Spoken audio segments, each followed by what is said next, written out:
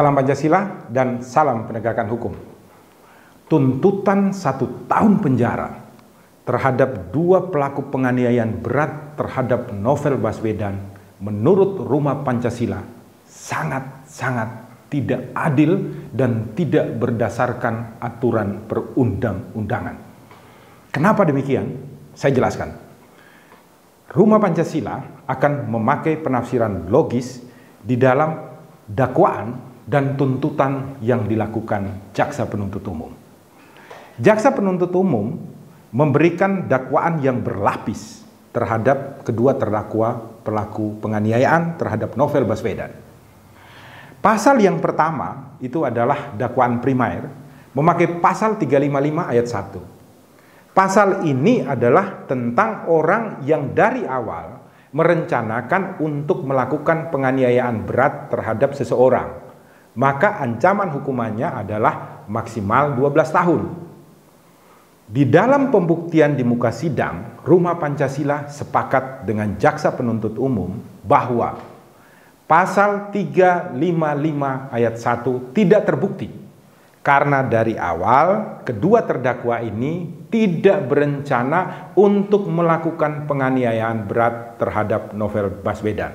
Sepakat. Dakwaan kedua, dakwaan subsidiar, jaksa penuntut umum mendakwa kedua terdakwa ini dengan pasal 353 ayat 2 KUHP. Ancaman pidananya adalah 7 tahun. Dalam ayat 2 dikatakan bahwa apabila perencanaan penganiayaan ini mengakibatkan seseorang mengalami luka berat atau cacat permanen, ancaman maksimal pidananya 7 tahun. Jaksa penuntut umum di dalam tuntutannya menyatakan bahwa kedua terdakwa terbukti melakukan penganiayaan sebagaimana dimaksud pasal 353 ayat 2. Karena apa?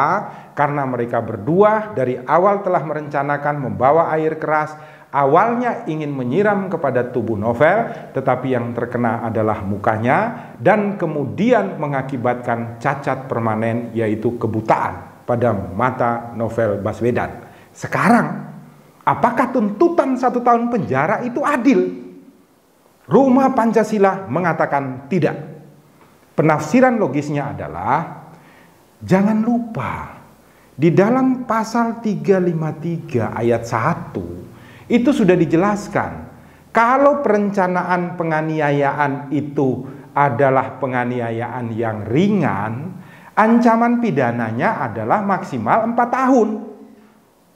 Maka ketentuan ayat 1 ini secara penafsiran logis memberikan kita pengertian bahwa kalau ini ternyata mengakibatkan penganiayaan berat sebagaimana dimaksud ayat 2, maka ancaman pidananya tidak boleh di bawah 4 tahun.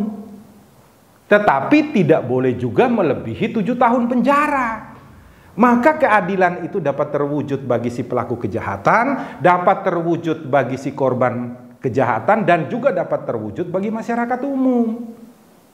Maka seharusnya yang benar adalah jaksa penuntut umum menuntut kedua terdakwa dengan pidana minimal 4 tahun atau maksimal 7 tahun penjara.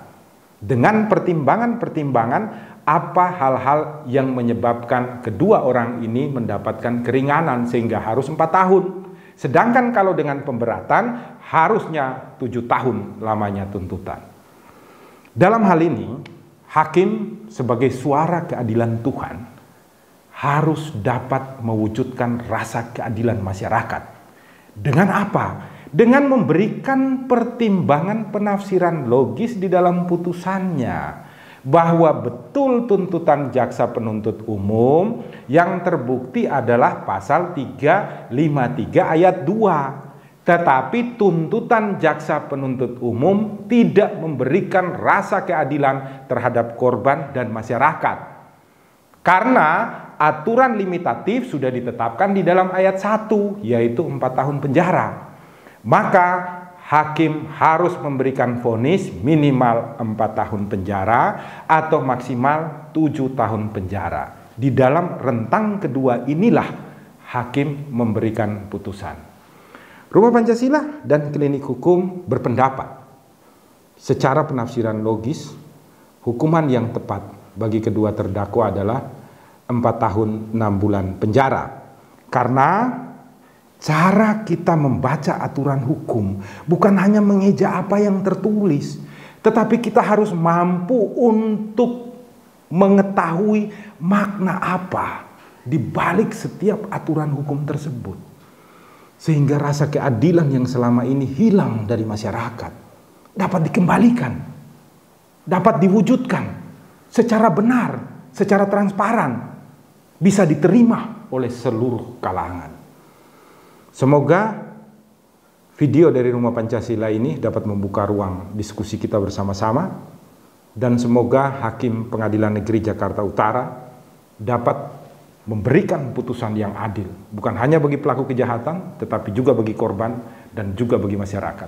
Sehingga dijadikan dasar bagi kita semua untuk dapat mewujudkan keadilan yang seadil-adilnya di rimba hukum Indonesia. Salam Pancasila dan salam penegakan hukum.